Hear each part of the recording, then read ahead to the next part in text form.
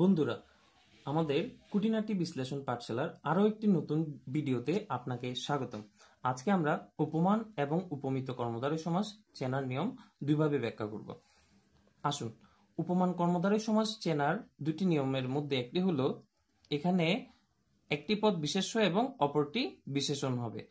আরেকটি হলো উপমান কর্মধারয় সমাসে অবশ্যই তুলনাটি সত্য হবে। যেমন আমি যদি বলি তুষার শুভ্র, তার মানে তুষারের ন্যায় শুভ্র।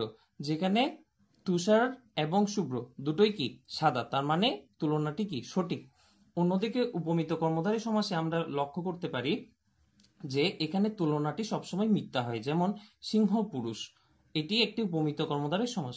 সিংহ কখনো পুরুষের মতো হতে পারে না, কিংবা পুরুষ কখনো সিংহের মতো হতে পারে না। তাইলে তুলনাটি অবশ্যই কি এখানে মিথ্যা। যদি এরকম কখনো তুলনা যদি মিথ্যে হয় তাইলে অবশ্যই উপমিত কর্মধারয় সমাস।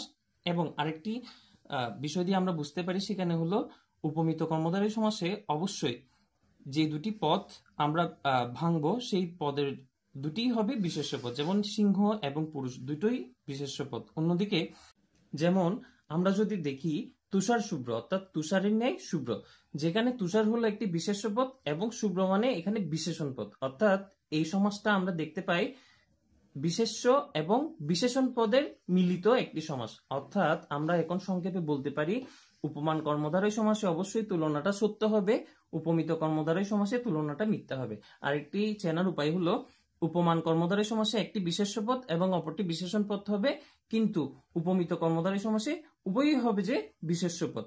ধন্যবাদ বন্ধুরা। আমাদের ভিডিওগুলো আপনাদের ভালো লেগে থাকলে আপনারা সাবস্ক্রাইব করে আমাদের সাথে থাকবেন। ধন্যবাদ।